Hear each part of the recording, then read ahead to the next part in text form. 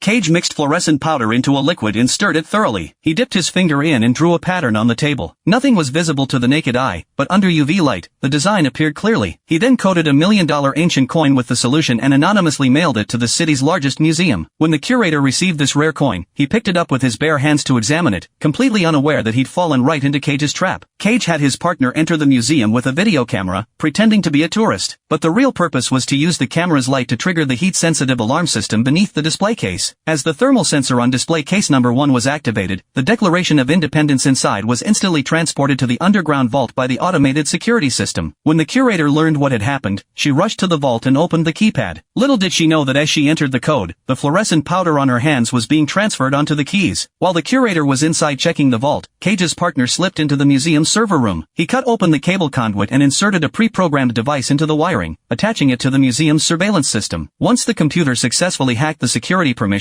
he froze all the cameras on still frames. Meanwhile, Cage disguised himself as a maintenance worker, claiming he needed to inspect the security system. Once inside, he changed into a suit in the bathroom, transforming into an ordinary visitor. He successfully smuggled a drill into the museum and joined the gala that was underway. As other guests shook hands with the curator, he smoothly took the wine glass from her hand and swapped it with his own. Just like that, he had a glass with only the curator's fingerprints. He took the glass to the bathroom and applied fingerprint extraction solution to medical cotton. As the reagent evaporated, the curator's fingerprint became clearly visible. He put on a prosthetic fingertip and lifted a perfect print. At the preservation vault elevator, he successfully opened the doors. He turned on his UV light to reveal the letters on the keypad and sent the information to his partner, who decoded the correct sequence for the vault password. Cage entered the code, and the vault door opened. Just as he was about to steal the declaration, his partner monitoring from outside suddenly lost the signal. This unexpected turn caught them both off guard. The frame had too many screws to remove quickly, so he'd have to take the whole thing. But as Cage waited for the elevator, the emergency exit across from him suddenly burst open. Another crew was there for the same prize. Unlike Cage, however, these three were armed with real guns, ready to take the declaration from him by force. Thinking fast, Cage continued unscrewing the frame, removed the declaration, and hid it on his person. As he quietly slipped out of the museum, he caught the curator's attention. But even as he walked out the front door, she didn't stop him. She, too,